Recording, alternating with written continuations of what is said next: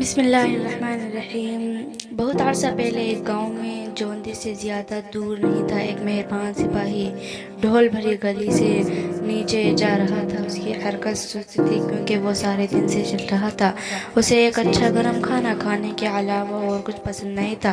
جب وہ سڑک کے کنارے ایک عجیب و غریب گھر پر پہنچا تو اس نے اپنے آپ میں سوچا، یہاں رہنے والے کے پاس میرے جیسے بھوکے کے مسافر کے ساتھ بانٹنے کے لیے کچھ اضافی کھانا ضرور ہوگا۔ میرا خیال ہے میں جا کر پوچھوں گا۔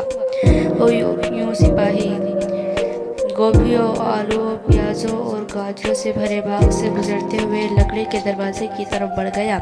گھر کے سامنے پہنچ کر جیسے ہی دستک دینے کے لیے اس نے ہاتھ بڑھایا، تب دروازہ اچانک کھل گیا۔ دوسری طرف ایک بوڑھا آدمی کھڑا تھا، اس کے ہاتھ کولیوں پر تھے، اس نے تیوری چڑھائی ہوئی تھی۔ تم کیا جانتے ہو؟ بوڑھے نے بدتمیزی سے کہا۔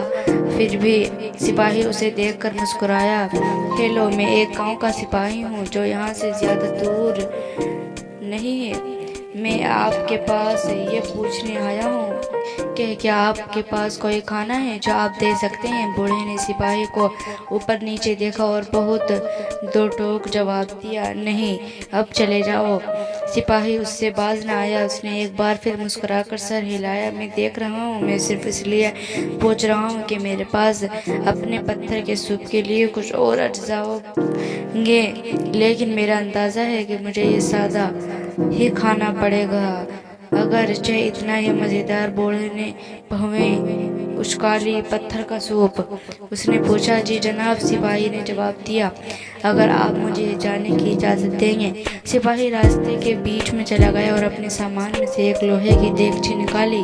ایک بار جب اس نے پانی سے بھر لیا، اس کے نیچے آگ لگانے لگا۔ پھر بڑے اہتمام کے ساتھ اس نے ریشم کے تھیلے سے ایک عام سا نظر آنے والا پتھر نکالا اور آہستہ سے اسے پانی میں گرا دیا۔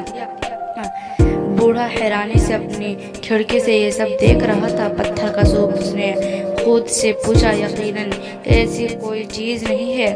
اور تھوڑی دیر بعد سپاہی کو ایک چھوٹی سی چھڑی سے پانی ہلاتے دیکھ کر بوڑھا آدمی باہر نکلا اور سپاہی سے پوچھا، تم کیا ہلاتے دیکھ کر رہے ہو؟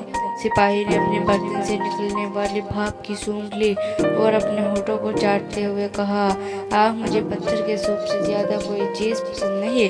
اس نے پھر بوڑھے کی طرف دیکھا اور کہا، یقیناً تھوڑے سے نمک اور کالی مرچ کے۔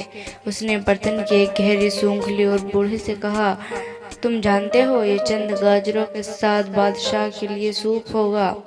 بوڑھے نے سوچتے ہوئے کہا، مجھے لگتا ہے کہ میں کچھ گاجر لا سکتا ہوں۔ اور وہ گاجروں کے پاس گیا اور میٹھی بھر توڑ لایا۔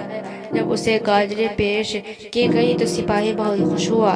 اس نے انہیں کاٹ کر ایک بار پھر برتن کو ہلایا اور یوں چلتا رہا۔ بوڑھا آدمی برتن کی خوشبو سے خوش ہونے لگا۔ جب وہ پیاز، آلو، گائے کا گوشت وغیرہ لے کر آیا، سپاہی نے خود بھی اپنے تھیلے میں مشروم اور جو جیسی چیزیں شامل کی، یہاں تک کہ اس نے اعلان کیا کہ سوپ تیار ہے۔ بوڑھا آدمی سپاہی کی طرف دیکھ کر مسکرایا۔ جب اس نے آدھا سوپ اسے پیش کیا، آپ اندر کیوں نہیں آتے؟ میرے پاس آج صبح بیکری سے سیدھی لائی گئی تازہ ڈبل روٹی ہے جو پتھر کے سوپ کے ساتھ مزیدار ہوگی، اس نے شفقت سے کہا۔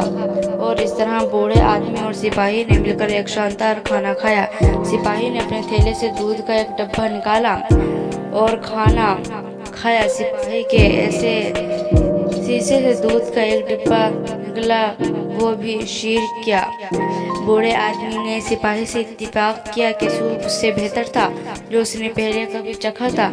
یہ اس وقت تک نہیں ہوا تھا جب تک کہ سپاہی نے اسے ریشم کا تھیلا نہیں دیا تھا جس میں پتھر تھا۔ بوڑھے کو حقیقت معلوم ہو گئی، یہ وہ پتھر کبھی نہیں تھا جس نے مزیدار سوپ بنایا ہو، بلکہ مل کر کام کرنے اور فراخ دلی سے وہ اور سپاہی دونوں ایک ایسا لذیذ کھانا بنانے میں کامیاب ہو گئے تھے جسے وہ اپنے درمیان میں شیئر کر سکتے تھے۔ تو ناظرین کرام، آپ کو آج کی ہماری یہ ویڈیو کیسی لگی کمنٹ کر کے ضرور بتانا۔ ایسی ویڈیو دیکھنے کے لیے ہمارے چینل کو سبسکرائب کریں۔